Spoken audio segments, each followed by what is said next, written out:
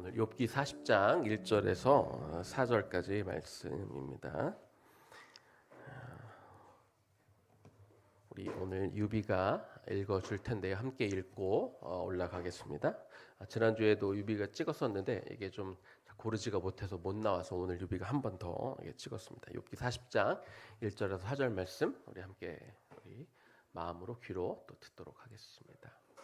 여호와께서 또 유비에게 이르러 말씀하시되 트집 잡는 자가 잡는 자와 다투겠느냐 하나님을 탓하는 자는 대답할지니라. 욥이 여호와께서 대답하여 이르되 보소서 나는 비천하오니 무엇이라 주께 대답하리이까 손으로 내 입을 가려보니 서로다. 욥기 40장 1절에서 4절 말씀입니다. 네, 우리 다음 세대 친구들은 자, 우리 2층에 올라가서 민선 전사님과 함께 또 말씀 나누고 하겠습니다. 네.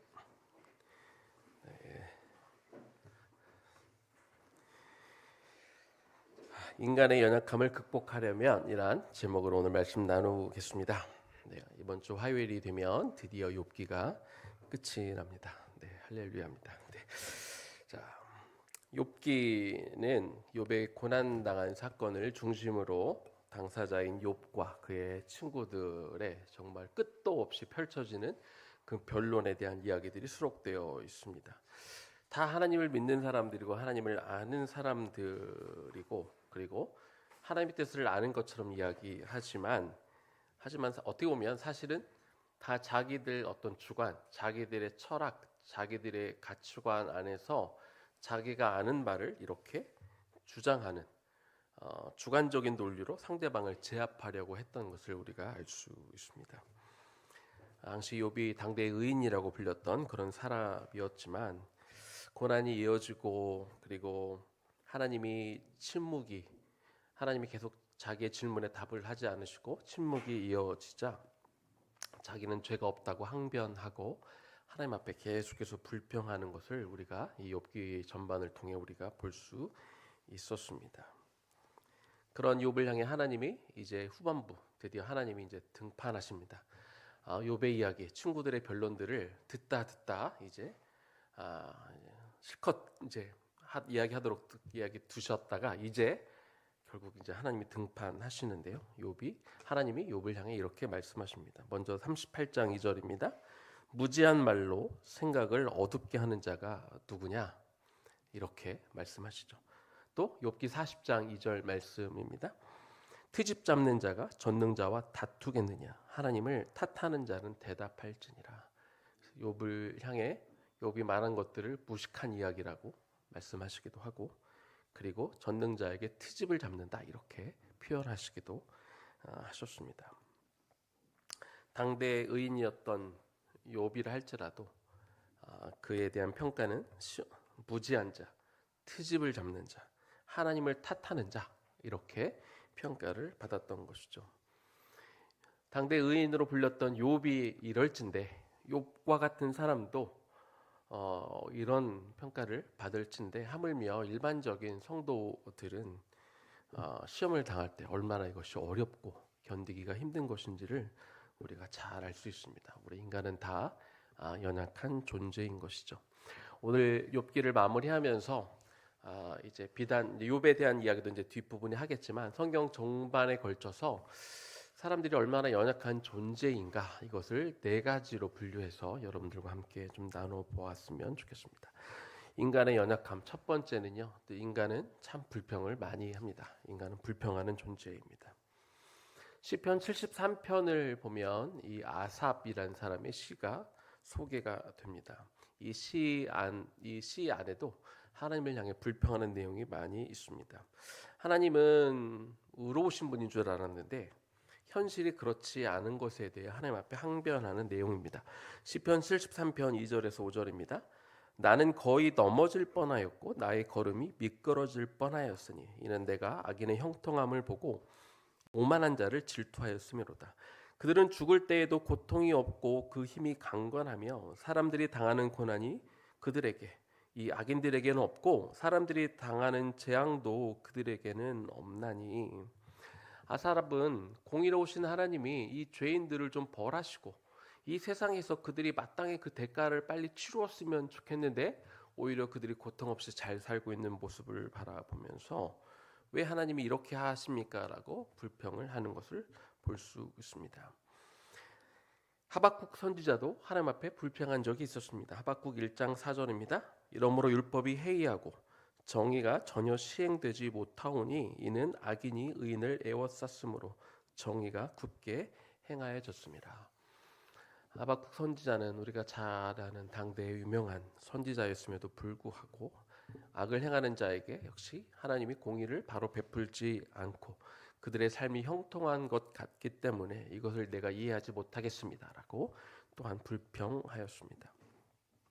이처럼 당대의 의인으로 불렸던 사람들, 욥과 같은 사람도, 시편의 저자로 이름을 올렸던 아삽도, 그리고 하나님의 말씀을 힘있게 대언했던 하박국 선지자와 같은 사람들도 하나님이 행하시는 일을 자신들이 이해하지 못하면 대번에 그 입 밖으로 불평이 나오는 것을 알 수 있습니다. 이처럼 사람들은 불평을 입에 달고 사는 그런 연약한 사람들입니다. 두 번째, 인간의 연약함은요, 하나님이 불공평하다 이렇게 말합니다. 말라기 3장 14절에서 15절입니다. 이는 너희가 말하기를 하나님을 섬기는 것이 헛되니 만군의 여호와 앞에서 그 명령을 지키며 슬프게 행하는 것이 무엇이 유익하리요. 지금 우리는 교만한 자가 복되다 하며 악을 행하는 자가 번성하며 하나님을 시험하는 자가 화를 면한다 하노라 함이라. 세상 사람들은 이 세상 돌아가는 것을 바라볼 때 자기 기준을 가지고 상황을 바라봅니다. 그러다 보니 똑같은 상황도 자기 기준으로 바라보니까 다 자기 원하는 대로, 자기 입맛대로 이렇게 해석을 하게 되죠. 그렇기 때문에 다 이렇게 의견이 갈리게 됩니다. 하나님을 원망하는 사람들, 하나님 앞에 불평하는 사람들은 하나님께서 왜 공정하게 심판을 바로바로 즉시 내리지 않느냐 이렇게 말합니다. 그러나 막상 자신이 죄를 지었을 때 하나님이 자신을 참아주시고 기다려주시고 인내하신다는 것은 쉽게 까먹습니다. 하나님을 공의로우신 하나님이라고 우리가 알고 있지만 많은 사람들, 특히 세상 사람들은 뭐 말할 것도 없고 믿는 사람들 가운데도 하나님이 정말 공의로우신 분이 맞을까 이렇게 헷갈려 합니다. 그 이유는 하나님은 공의로우신 분이지만 동시에 동전의 앞뒷면과 같이 사랑이 많으신 분이기 때문에 그렇습니다. 세상의 기준으로 혹은 믿는 사람을 포함해 많은 사람들의 기준을 계속 지금 반복해서 이야기하고 있는데요. 어떤 잘못된 일에 대하여 그 대가를 곧바로 치러야 된다고 그렇게 믿습니다. 이것이 공정하다고 생각하는 것이죠. 그런데 만약 하나님은요, 죄를 지은 사람들에게 대하여 하나님 기다려주시고 인내하시고 노하기를 더디하지 않으신다면 어떻게 될까요? 이 중에 살아남을 수 있는 사람은 단 한 명도 없다는 거죠. 말라기 3장 2절입니다. 그가 임하시는 날을 누가 능히 당하며 그가 나타나는 때에 누가 능히 서리요. 그는 금을 연단하는 자의 불과 표백하는 자의 재물과 같을 것이다. 세상은 악인이 잘 사는 것에 대해서 그에 대한 대가를 바로바로 치르지 않는 것에 대해서 불공평하다고 말하지만 정말로 자신이 얼마나 그 은혜를 누리고 있는지, 자신도 그 혜택을 보고 있는지는 잘 모릅니다. 그래서 하나님이 불공평하다고 말씀하는 것이죠.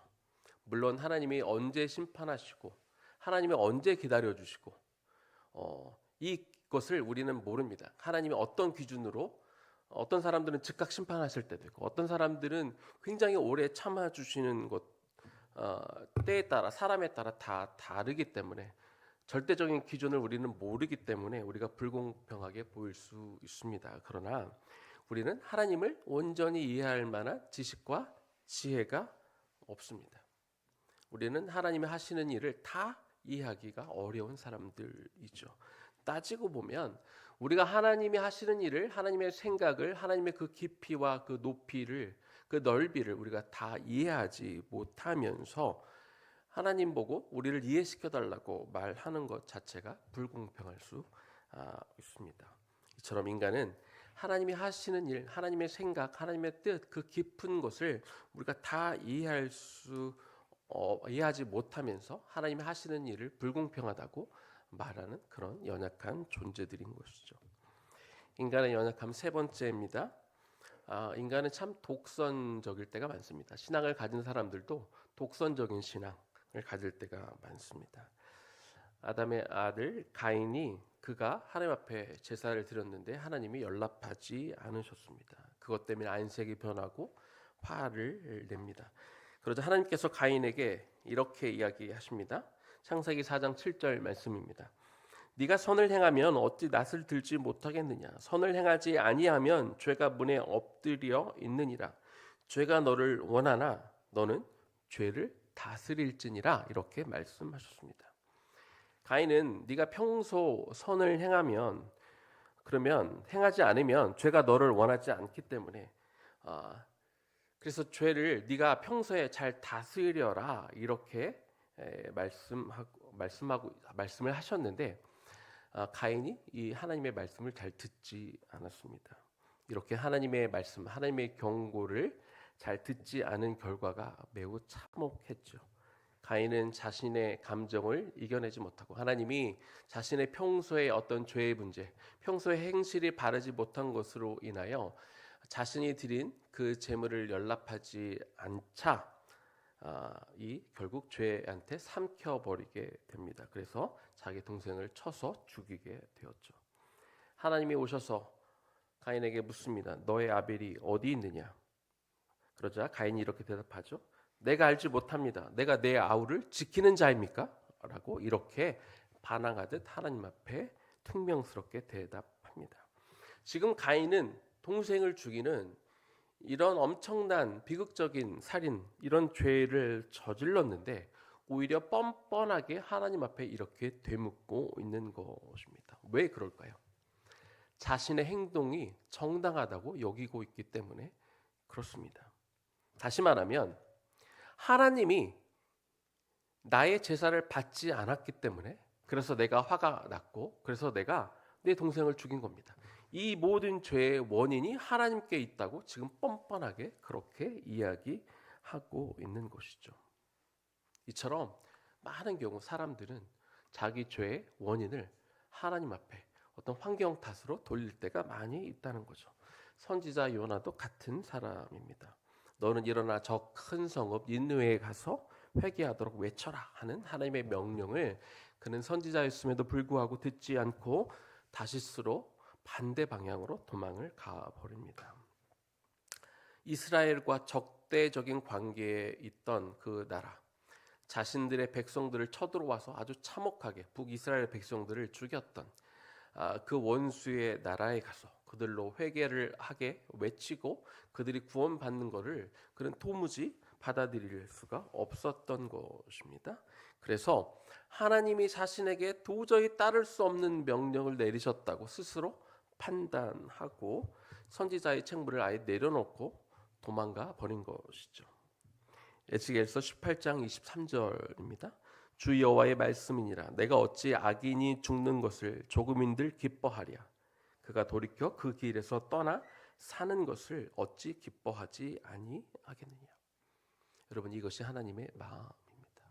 악인들이면 응당 곧바로, 우리 생각에는 곧바로 즉시 거기에 대한 대가를 치르는 것이 그것이 공평한 거고 그것이 공의라고 생각할 수 있지만 아버지 하나님의 마음이 어디 있다고요? 악인이 죽는 것을 나는 기뻐하지 않는다. 그가 돌이켜 그 길에서 떠나 나한테 돌아오는 것. 그래서 그 악인들이 구원받는 것을 나는 기뻐한다. 이렇게 하나님은 말씀하고 있습니다. 그런데 선지자들조차도 그런 하나님의 마음을 이해하지 못하고 깨닫지 못하고 자기 생각대로 하나님의 하사야 공평하다 자기 기준대로 이렇게 여전히 독선적으로 생각하고 있는 것이죠. 이 하나님의 마음은 신약시대 그 예수님의 비유에서도 잘 드러납니다. 이 탕자 비유에서도 우리가 너무나 잘 알 수 있죠. 돌아온 탕자를 향해 아버지가 용서합니다. 심지어는 그냥 용서하는 것 정도가 아니라 그를 위해 잔치를 베풀어 줍니다. 이것을 본 큰아들이 이것을 참지를 못합니다. 그 둘째 아들이 돈을 흥청망청 이 죄를 지으며 썼는데 이 아들을 받아주는 것도 기분이 상한데 자신을 위해 한 번도 하지 않았던 이 잔치까지 베풀어 주는 것을 보니 마음에 부야가 난 것입니다. 누가복음 15장 31절과 32절에 이 아버지의 마음이 또 한 번 드러납니다. 아버지가 이르되 너는 항상 나와 함께 있으니 내 것이 다 너의 것이로되 이 너의 동생은 죽었다가 살아났으며 내가 잃었다가 얻었기로 우리가 즐거워하고 기뻐하는 것이 마땅하다 하니라.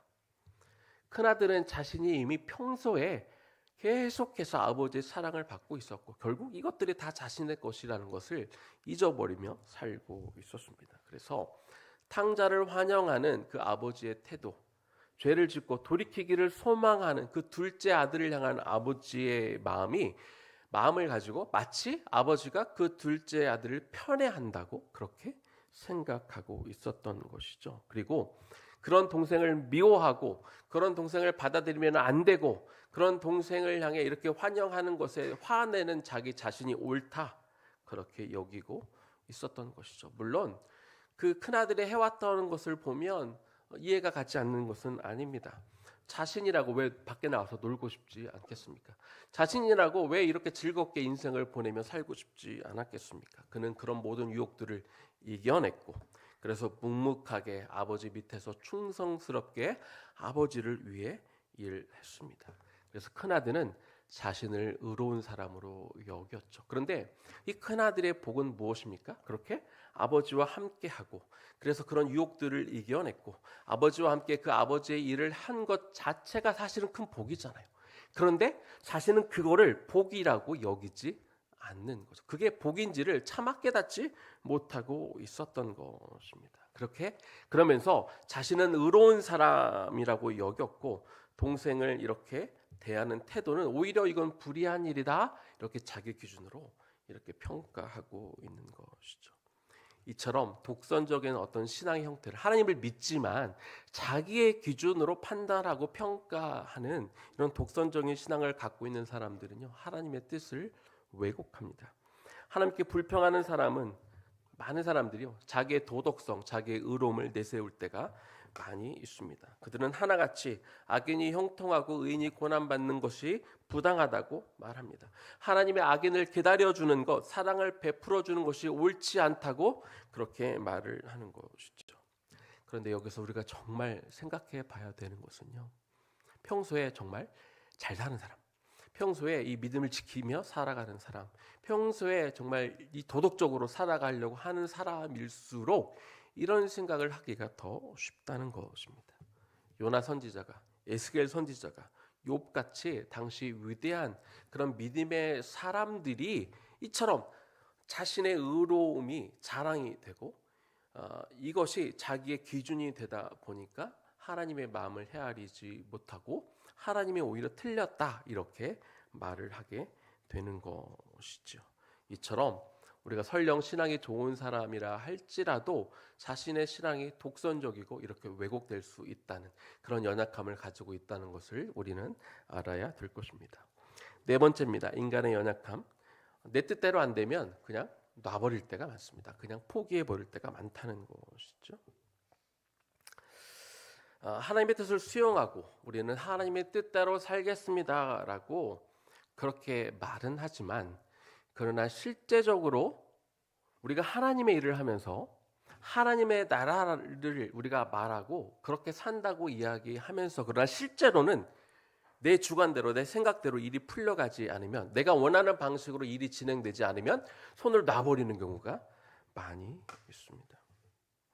구약시대 불의 사자로 불렸던 엘리야는요 아합 왕과 그리고 그의 그 왕후 이세벨에 맞서서 여호와의 신앙을 어떻게든 지키려고 애썼던 사람이죠. 갈멜산에서 850명이나 되는 이방 선지자들과 싸웠던 그런 하나님의 용사였습니다. 그런데 그 큰 승리를 누렸는데 그러면 세상이 좀 바뀌어야 될 것 같은데 바뀌지가 않습니다. 세상은 여전히 그대로입니다. 그냥 850명의 이방인 선지자들이 죽은 것뿐이죠. 여전히 세상은 우상을 섬기고 변하지 않았습니다. 뿐만 아니라 이세벨 여왕이 자신을 죽이려고 하자 그는 살기 위해 도망자의 신세가 된 거죠. 도망하던 중에 엘리야 선지자가 로뎀나무 아래 앉아서 하나님 앞에 너무나 억울하니까 차라리 자기의 생명을 가져가 달라고 이렇게까지 말을 하게 됩니다. 내 마음대로, 내 뜻대로, 내가 원하는 시간에, 내가 원하는 만큼 이루어지지 않으니까 차라리 내 목숨 가져가라고 이렇게 하나님 앞에 따지고 있는 것입니다. 아까 언급했던 요나도 마찬가지입니다. 물고기 뱃속에 들어갔다가 나와서 약간 회개하고 하나님 앞에 순종함으로 외쳤습니다. 그런데 여전히 그의 마음에는 뭐가 있었어요? 그래, 한번 외치기는 하자. 근데 설마 저 잔인한 사람들이 내가 얘기했다고 회개하고 돌이킬까 싶었을 텐데 웬걸 진짜 그가 외쳤더니 왕을 비롯해 심지어 그 짐승들까지 다 하나님 앞에 자복하고 회개함으로 엎드려 그들이 살게 된 것이죠. 요나서 4장 2절과 3절 말씀입니다. 여호와께 기도하여 이르되 여호와여 내가 고국에 있을 때 이러하겠다 말씀하지 아니하였나이까. 그러므로 내가 빨리 다시스로 도망하였사오니 주께서는 은혜로우시며 자비로우시며 노하기를 더디하시며 이내가 크시사 뜻을 돌이켜 재앙을 내리지 아니하시는 하나님인 줄을 내가 알았음이니이다. 약간 지금 비웃으며 하는 얘기입니다. 여호와여 원하건대 이제 내 생명을 거두어 가소서. 사는 것보다 죽는 것이 내게 나음이니이다. 내가 원하는 대로 안 해주실 거면 나 선지자 못 해먹겠습니다. 차라리 나를 죽여주십시오. 나를 데려가십시오. 반항하고 있는 것입니다. 정말 그렇습니다. 우리가 겉으로는 하나님의 일이라고 합니다. 하나님 나라를 위해서라고 말합니다. 교회를 위해서, 주님을 위해서, 하나님의 뜻을 이루기 위해서 우리가 일한다고 말하지만 그러나 일하는 과정 가운데 내 뜻대로 안 되면 내 마음대로 내가 원하는 방향대로 일이 진행되지 않으면 화를 내고 짜증내고 그만두고 엎어버리고 하는 경우들이 얼마나 있다는 것입니다. 하나님이 주신 비전을 가지고 우리가 달려가지만 하나님의 비전이라는 허울 속에 내 비전을 이루어 가려고 하는 사람들이 많기 때문에 그렇습니다. 그러다가 조금만 어긋나게 되면 난 모르겠다. 하나님의 비전이고 뭐고 난 모르겠다. 차라리 날 죽이든가 난 관두겠다. 난 여기까지 이렇게 집어치우는 사람들이 있다는 것입니다. 이런 연약한 모습들이 우리에게 있는 것이죠. 그러면 이런 연약함을 극복하려면 어떤 방법이 있을까요? 방법은 한 가지인 것 같습니다. 욥기를 묵상하다 보니 방법은 한 가지입니다. 하나님을 만나야 되는데요.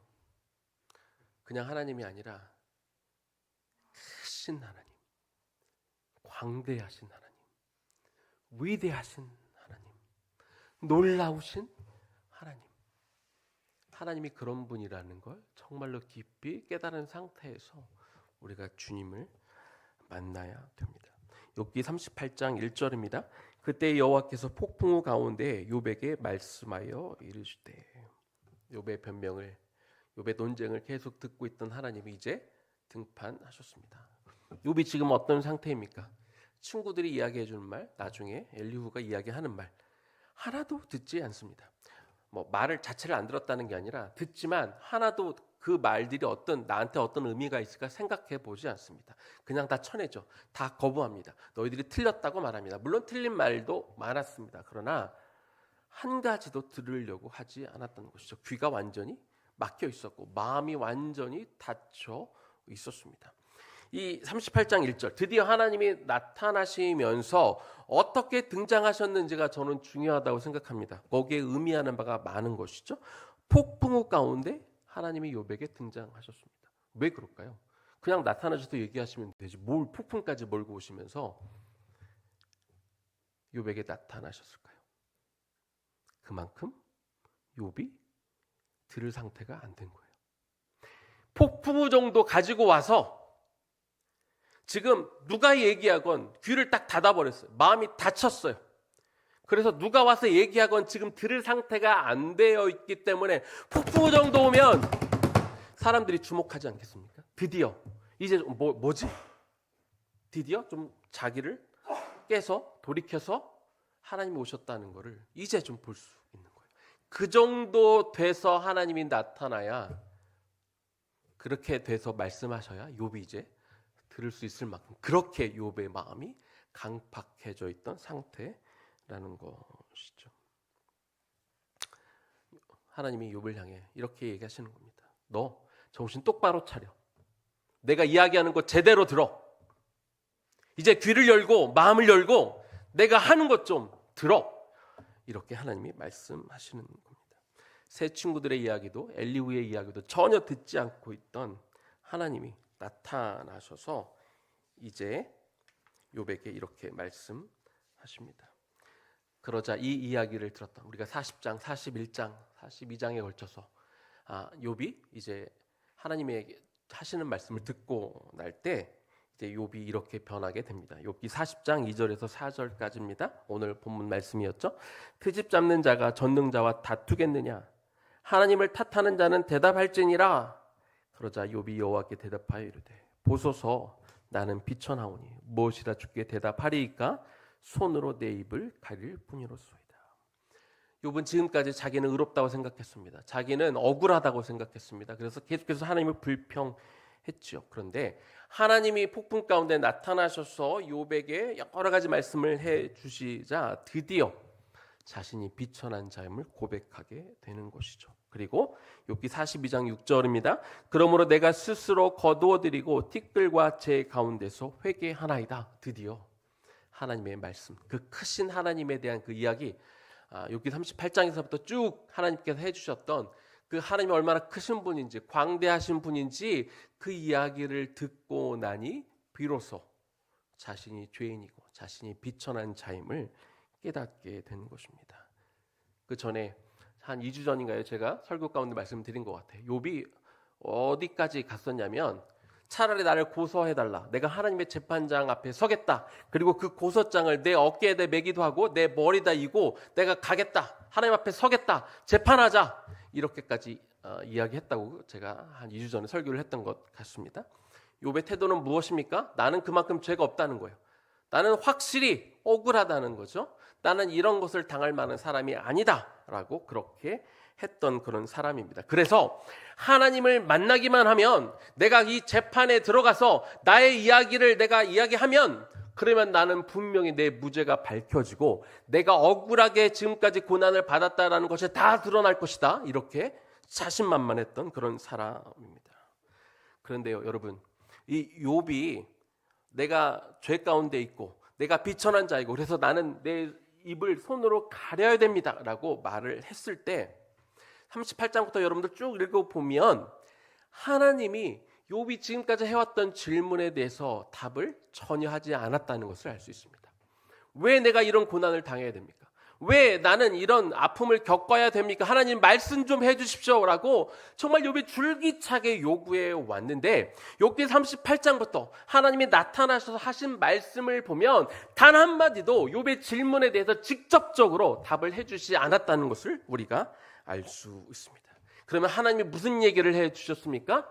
하나님이 얼마나 크신 분이지, 하나님이 이 천지 만물을 어떻게 창조하셨고 만드셨고 이 세상 만물이 지금 어떻게 돌아가고 있는지 극히 작은 부분, 아마 제가 금요일날 위에 시작 캠프하면서 친구들에게 얘기했습니다. 하나님이 그때 한 3장에 걸쳐서 말씀해 주신 것은 하나님이 하신 일에 비하면 0.000000000000001%도 안 된다고 제가 그 친구들에게 그렇게 이야기했습니다. 그렇게 작은 부분을 욥에게 말씀해 주었을 뿐인데 욥이 바뀐 것입니다. 한 가지만 소개합니다. 욥기 39장 13에서 18절입니다.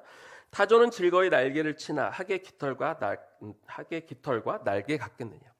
그것이 알을 땅에 버려두어 흙에서 더러워지게 하고 발에 깨어질 것이나 들짐승에게 밟힐 것을 생각하지 아니하고 그 새끼에게 모질게 대함이 제 새끼가 아닌 것처럼 하며 그 고생한 것이 헛되게 될지라도 두려워하지 아니하나니 이는 하나님의 지혜를 베풀지 아니하셨고 총명을 주지 아니함이라. 그러나 그것이 몸을 떨쳐 뛰어갈 때에는 말과 그 위에 탄 자를 우습게 여기느니라. 타조의 모습을 보면 이게 힘이 찬 멋있는 이런 날개를 가지고 있습니다. 그런데 그 날개는 학과 같이 부드럽지 않아서 타조들이 알을 낳게 되면은요, 타조는 모성애가 굉장히 약한 그런 동물이라고 합니다. 그래서 이 모래에다가 알을 낳으면 좀 깊숙이 이렇게 모래를 파서 알들을 깊이 이게 묻어둬서 그래서 비가 오든 쓸리지 혹은 누가 거기 위를 지나가도 알이 깨지지 않도록 보통 다른 짐승들은 다른 새 종류들은 다 그렇게 한다고 합니다. 그런데 타조는 그러거나 말거나 대충 알을 낳고 그냥 방치한다는 거예요. 그러니까 지나가다가 자기가 밟아서 알을 깨기도 하고 또 제대로 숨겨놓지 않으니까 지나가는 짐승들이 가서 먹기도 한다고 합니다. 심지어는 자기가 배가 고프면 알에서 막 태어난 새끼를 잡아먹는 게 타조라고 해요. 이런 식으로 타조가 자기 새끼들을 방치하면 그러면 우리가 생각하기에 그러면 새끼들이 다 이렇게 죽어져서 이 타조라는 종이 멸종되어야 맞을 것 같은데 봐라. 타조가 지금 멸종되었느냐? 그렇지 않다. 이 이야기를 해주고 있는 겁니다. 언뜻 들으면 도대체 성경에 이 이야기가 왜 나와 있나 싶겠지만 이만큼 하나님은 뭘 이야기하냐면 하나님이 만드신 이 창조 세계가 돌아가는 방식이 정말 독특하고 우리가 알 수 없는 신비한 방식으로 지금까지 열리고 있다는 거예요. 그렇죠? 우리는 상상도 하지 못했는데 타조가 그렇게 자기 새끼들을 잘 돌보지 않지만 누구도 그 타조에 대해서 신경 쓰지 않지만 하나님은 만드신 그 종이 여전히 유지되고 번식할 수 있도록 하나님이 만드신다. 그런데 그런 타조도 달리기를 하면 시속 90km까지 이렇게 타조가 달린다고 하죠. 각 동물마다. 하나님이 근데 그 자식들을 이렇게 돌보는 지혜를 하나님이 주시지는 않았지만 그런 또 이런 타고난 능력이 있어서 어떤 짐승들에게 공격을 받을 때 빨리 도망갈 수 있다. 뭐 이런 얘기를 해 주시면서 하나님의 자신만의 지혜를 지금 조금 이렇게 보여주시는 것입니다. 정말 지극히 작은 부분이었습니다. 세 장에 걸쳐 하나님께서 말씀해 주신 이야기. 너희는 천지가 창조될 때 네가 거기 있었어? 내가 그 치수를 어떻게 왜 산을 이렇게 높게 하고 어떤 산은 낮게 만들었는지 바다는 어떤 바다는 왜 넓고 어떤 바다는 작은지 네가 아느냐? 비와 이슬과 그런 구름은 누가 만들었는지 네가 아느냐? 하나님은 그런 이야기들을 쭉 해주신 것이죠. 하나님은요 욥이 듣고 싶었던 얘기를 해주신 게 아니에요. 욥이 그렇게 해왔던 그 질문에 대해 답을 해주신 게 아니라는 것입니다. 욥이 갑자기 자기 입을 가리고 하나님 나는 죄인입니다. 나는 비천한 자입니다. 나는 더 이상 할 말이 없습니다라고 한 것은 하나님의 답변이 자신이 했던 그 질문에 대한 충분한 답이 되었기 때문이 아니라는 거예요. 다만 욥은 누구를 만났습니까? 크신 하나님, 광대하신 하나님, 위대하신 하나님.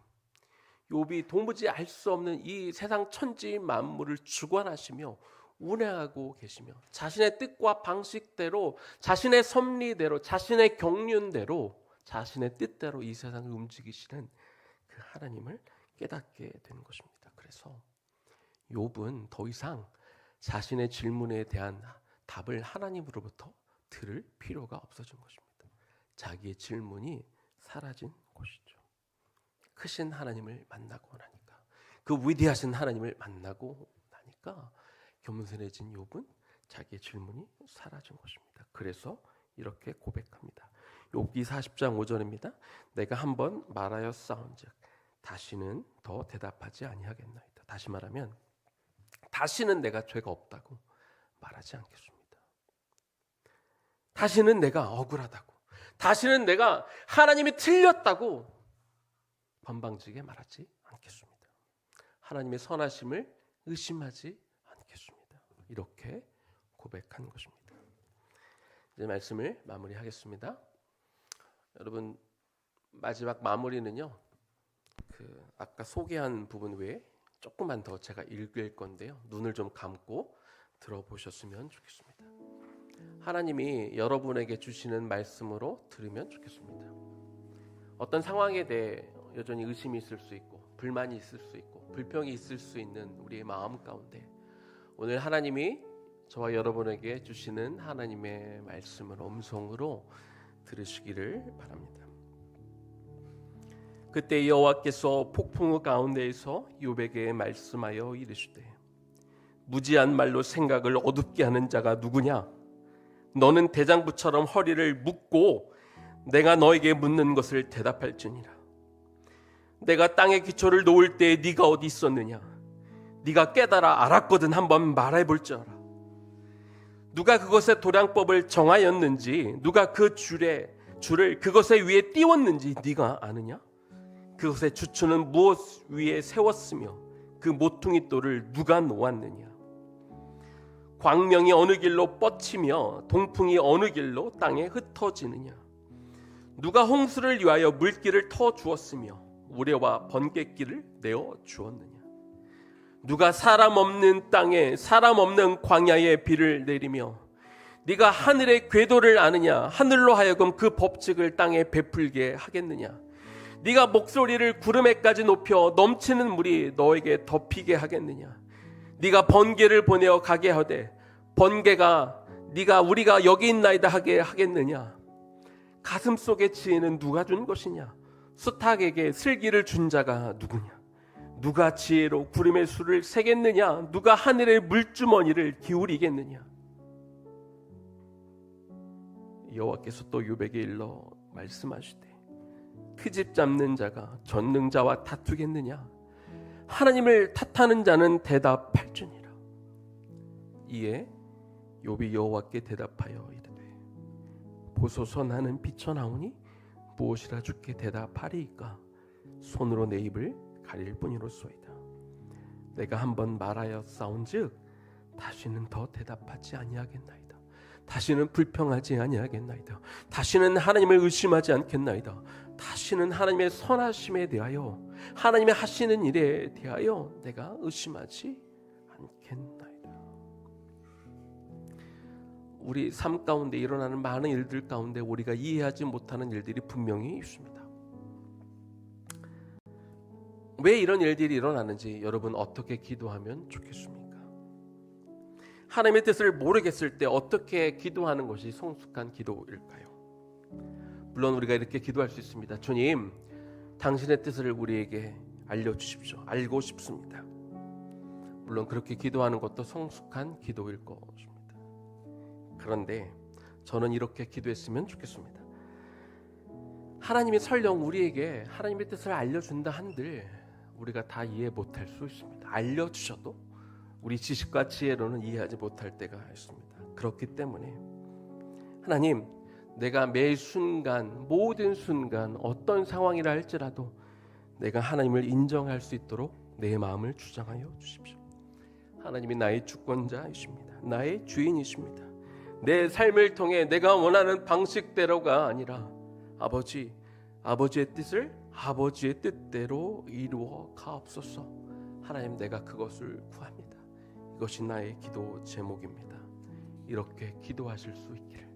그래서 말로만이 아니라 정말 우리의 전심으로 하나님이 우리 삶의 주권자가 되심을 인정하고 그 인정하는 대로 살아갈 수 있기를 주님의 이름으로 축원합니다.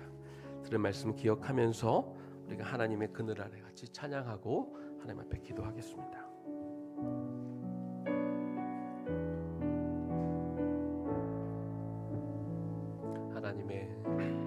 하나님의 그늘 아래 내 모든 것 다 내려놓고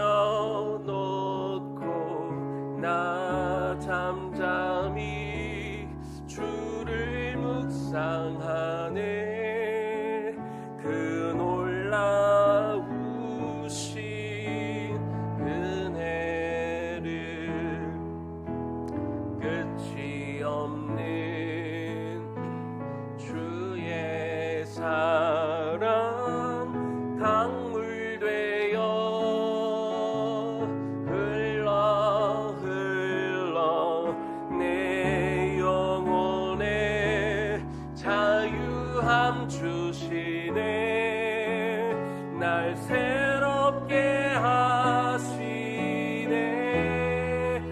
처음부터 한 번 더 찬양하면 좋겠습니다. 하나님의 그늘 아래, 하나님의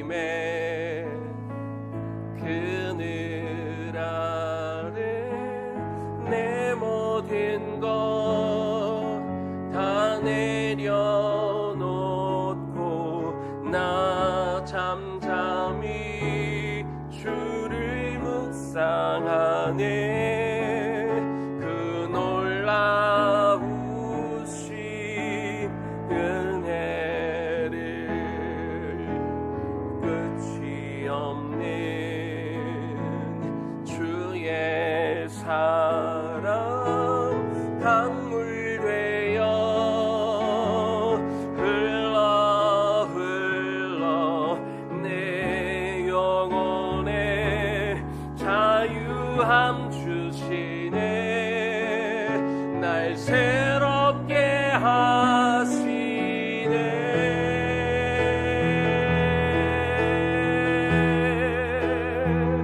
하나님 사랑 그 사랑 날 자유케 하네. 하나님 사랑 그 사랑 날 회복해 하네. 하나님 사랑, 하나님 사랑 그 사랑 날 자유케 하네. 하나님 사랑 그 사랑 날 회복해 하네. 우리 들은 말씀 가지고 같이 기도하면 좋겠습니다. 오늘 말씀이 그냥 덮어놓고 의심이 들어도 무작정 그냥 믿어라 하는 그런 말씀은 아닐 것입니다. 그런 마음이 들 때, 하나님의 말씀이 들어오지 않을 때, 그러나 우리에겐 이렇게 하나님 앞에 기도했으면 좋겠습니다. 아버지 하나님의 그 크신 하나님을 내가 정말로 만나기를 원합니다. 폭풍 가운데 욥을 찾아오셨던 아버지 하나님, 나에게도 찾아와 주옵소서. 하나님, 우리는 자꾸 우리 얘기하느라, 하나님 나에게만, 내 편에서만 얘기하느라 하나님 우리를 향해 주시는 그 말씀과 보여주시는 것들에 대해 눈이 가려 우리가 그 크신 하나님을 여전히 관념 속에만 알 때가 너무나 많이 있습니다. 그러나 아버지 하나님, 우리 삶 가운데 정말 그 하나님을 만나기를 원합니다. 크신 하나님을 만나기를 원합니다. 그래서 내 질문이 달라지기를 원하고 내 가치와 기준이 달라지기를 원합니다. 내 노력과 의지만으로 하나님 이것이 되지 않사오니 하나님 나에게 전심으로 하나님을 만나고자 하는 그 마음을 하나님 허락하여 주옵시고, 우리 마음으로 이 시간에 엎드려 아버지 앞에 하나님 앞에 나왔사오니 그 하나님의 크심과 그 위대하심과 선하심과 그 실수가 없으신 그 하나님을 온전 우리가 받아들임을 통하여 아버지 하나님 우리 가운데 회복이 일어나게 하여 주시고, 묶여있던 마음 가운데 자유함을 허락하여 주옵시고, 우리의 믿음이 더 그렇게 깊이 하나님 앞에 성장할 수 있기를 소망하오니 주여 도와달라고 우리가 주님의 이름 한번 부르며 기도하며 나아가겠습니다. 주여 하나님, 이 시간 기도합니다. 아버지 하나님, 욥이 그렇게 그 논리로, 자기의 논리로, 자기가 잘 하나님을 알고 있다는 생각으로 그렇게 이야기했습니다. 자기 생각이 너무 옳다 보니까 나는 틀리지 않았다고, 내가 옳다고 생각하니까 다른 사람들의 이야기가 틀리지 않는 것이죠. 다른 사람들의 이야기는 다 틀렸고 다른 사람들은 날 이해를 못하고 하나님이 그렇게 이야기합니다. 그렇게 마음이 굳어져 있던 욥에게 하나님이 폭풍 가운데 찾아오셔서 말씀하십니다. 그 닫혀져 있던 그 마음, 황폐해져 있던 그 마음을 깨우기 위해서 폭풍우 가운데 하나님이 오셔서 그를 흔드시고 그를 뒤집어 엎으시고, 하나님 그가 다시 한번 새로운 마음 가운데 그가 드디어 귀를 기울여 아버지 앞에 나와 마음을 열고 하나님을 바라볼 수 있도록 하셨던 아버지 하나님, 이 시간 우리의 마음도 하나님 두드려 주시기를 소망합니다. 아버지 하나님, 우리의 귀를 열어 주옵소서. 나 사람의 말을 듣는 그 귀가 아니라 우리 영혼의 귀가 하나님을 향해 열리기를 이 시간 소망합니다. 우리 닫혀있던 마음, 내 생각으로 가득 차있던 마음, 내 생각으로 하나님, 내 마음으로 어떤 세상적인 기준으로 차있던 우리의 마음들을 하나님이 여시기를 원합니다. 닫혀져 있던 우리 마음들이, 굳어져 있던 우리 마음들을 주여 성령으로 하나님 두들겨 주시고, 우리의 마음을 하나님 잡으시고, 하나님 우리의 마음을 찢어 주옵소서. 이 메말라 있는 우리의 심령을 하나님께서 친히 주장하여 주시고 열어 주시기를 소망합니다. 우리 마음에 이 시간 성령의 비를 하나님 부어 주옵소서. 하나님 우리의 그 단비가 우리 마음속에 부어지기를 이 시간 소망하며 기도하오니, 주여 우리의 마음을 열어 우리의 마음이 열려 하나님을 향해 나아가게 하여 주셔서, 아버지 하나님 제발 우리의 생각과 우리 마음, 우리의 편견, 어느덧 고착되어 있는 정말 그 닫혀져 있던 마음들을 아버지 하나님 정말 깨트려 주옵소서. 열리게 하여 주옵소서. 이제는 마음을 돌이켜 하나님 앞에 하나님이 말씀하시는 것들을 잠잠히 듣게 하여 주옵소서. 잠깐 들어보고 잠깐 기도해보고 하나님이 아무것도 말씀하지 않는다고 감히 그렇게 말하지 않게 하여 주옵시고, 정말 하나님의 음성을 듣는 것이 중요하다면, 정말 하나님의 뜻을 듣는 것이 중요하다면 하나님이 그것을 향해 정말 하나님이 말씀하실 때까지, 우리를 향해 들려주실 때까지 정말 우리의 마음을 향해 우리의 마음을 열어 주 앞에, 주여 내가 듣기를 원하나이다, 주여 내가 듣기를 원하나이다, 주여 내가 정말로 주님을 만나기를 원하나이다. 정말 우리가 그것을 원하고 있습니까? 이것이 정말 우리의 간절한 소원입니까? 이것을 내가 정말로 소망하고 있습니까? 삶의 문제에 너무나 지쳐 이것이 너무나 힘들어 여기에만 매몰되어 있어 하나님을 찾지도 않으면서 그저 예배드린 가운데 이것으로 충분하다고 여기며 하나님 믿지 않습니까? 답답한 우리의 이 심령과 마음을 이제는 깨게 하여 주시옵소서. 하나님이 늘 그저 그렇게 신앙생활하고 있는 우리가 이제는 돌이키기를 소망하오니, 주여 우리의 마음을 돌이키게 하여 주시고, 아버지 하나님 우리의 잠자는 심령과 굳어져 있는 우리의 마음을 이제는 열어 주시옵소서. 이제는 열어 주옵소서. 이제는 열려 주시고, 들을 수 있을 때까지, 그 하나님을 만날 때까지 정말 주 앞에 나와 엎드려 기도할 수 있는 당신의 백성들 될 수 있도록 주여 도와주옵소서. 도와주옵소서. 하나님 우리의 마음을 도와주옵소서. 하나님 우리에게 이 간절함을 허락하여 주옵소서. 우리에게 정말 하나님을 만나고자 하는 그 간절한 마음을 우리 모두에게 심어 주옵소서.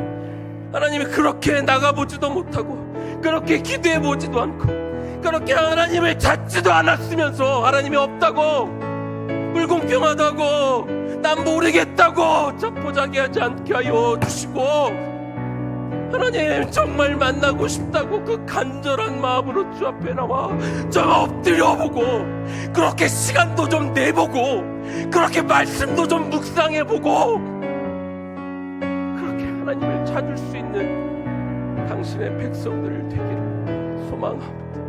쉽게 포기하지 않게 하시고, 내가 하나님은 알만큼 알았으니 그 정도로 충분하다, 그렇게 자족하거나 그렇게 제자리에 머물러 있지 않게 하여 주시고, 하나님을 깊이 찾아 더 깊이 하나님을 만날 수 있는 우리 모두가 되게 하여 주옵소서.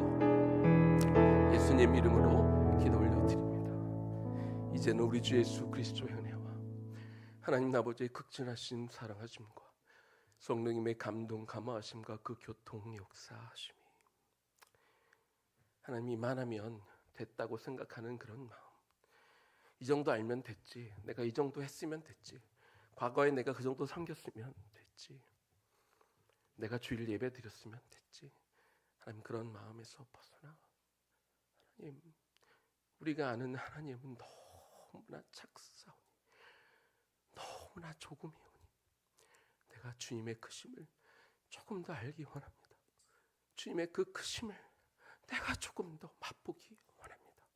그렇게 고백하며 다시 말씀으로 돌아가고 다시 기도로 돌아갈 당신의 백성들 머리 위에 지금부터 영원까지 충만하게 거하시기를 간절히 축원하옵나이다. 아멘.